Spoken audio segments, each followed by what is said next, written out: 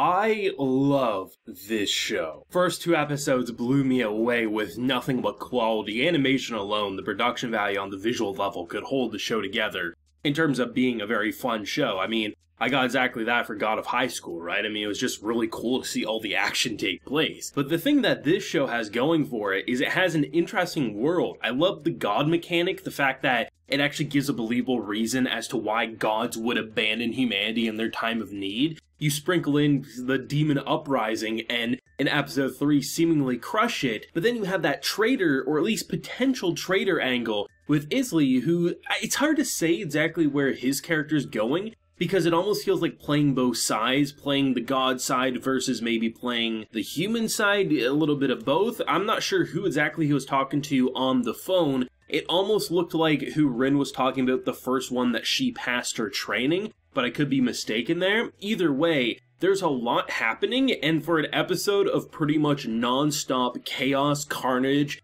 and fists to the face, this show is quality. I mean, this is the type of production that could have what's considered a slow episode. Maybe it doesn't move the plot along, maybe the characters don't grow or evolve, and we just see some insane action, and we're gonna be entertained. But I think after seeing now 3 episodes of this show, it does feel like it's more than just action. Like I mentioned, I love the idea in the first couple of episodes about why gods can abandon humanity, because most of the time they don't feel like humanity's going to be extinct, so it's okay to kind of sit by and whatever happens going to happen. But if a demon comes marching, that's actually gonna pop in. And it's kind of interesting because you would think, given the way the battle changed, because RIN is a badass, total badass, and might be unbeatable if the comments in this episode are to be believed and what we just witnessed. I'm sure there will be definitely threats for sure, but as it stands, seemingly unbeatable. And you could say, okay, if she's the most powerful, unbeatable, why did it take her so long to actually kill?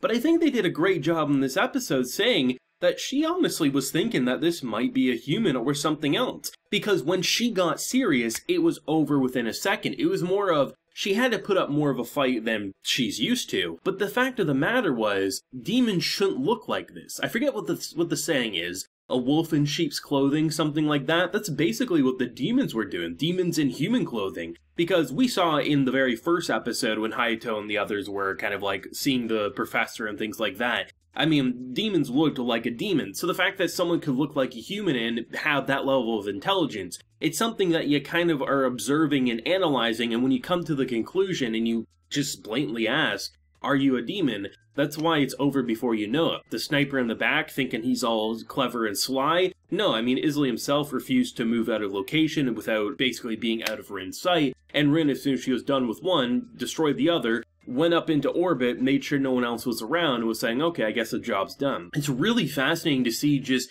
how engrossed I am into the lore of this world. That's basically the big selling point in terms of the narrative. The lore, the way the demons are, the demons have been building their time. I think the professor angle is probably one of the more interesting turn of events. The seemingly demons think that the professor, the man who got annihilated and is now just a head in a flower pot, is the most powerful of them all, but most likely is just an average human who manipulated memory somehow and has been building and kind of buying his time until he could take over. I think having maybe a potential traitor in Isley himself is probably a really good indicator, because they definitely hinted at it in the first couple of episodes, but to see it here, it's almost like he's observing what the gods can do, while observing what the demons can do, passing information, apparently has an unlimited bank account, but what's going to be the purpose? Is it full-on betrayal, or is it more of just trying to save the world? It's hard to say, right? And I'd love to really sit here and analyze his character and what he's doing, but we know so little about them on a personal level. I would argue the one we know the most of would be RIN herself,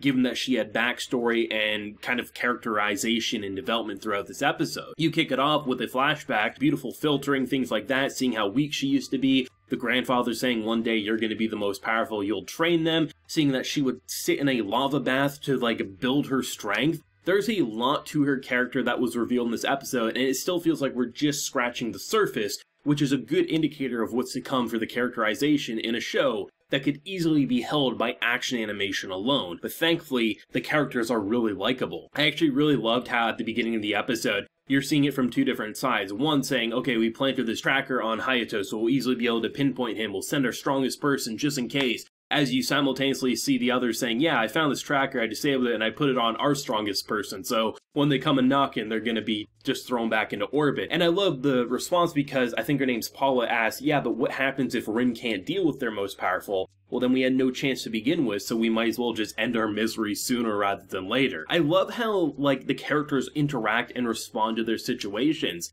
And it's going to be so interesting to see where the next 8 episodes are going to go, given that this is an 11-episode series. And if I'm not mistaken, I was looking at Live Chart, and supposedly, what we're watching right now is actually ahead of the Japanese broadcast on TV. Now, I could be mistaken, but based on what they have listed on the page for this show, it says episodes 2+ are streamed ahead of the original broadcast. So I believe in Japan, episode 2 came out today, but everywhere else online came out episode 3. It's an interesting situation. I can only think of 1 or 2 cases that I know of where something like that happened. Now, that could be a typo. Maybe episode 3 did come out in Japan, but it's interesting if that is to be true. Maybe it's just something to do with the agreements or just who's funding it and things like that, but still very interesting. I'm loving it. I think stylistically, it's probably my favorite show of the season. I just love how it looks. I love the color palette. I love how brutal it can be while still being almost storybook children wonder as you're seeing such gruesome behavior. And it's interesting how, like, even characters like Hayato, what damage can be done to him and still have him be alive and kicking.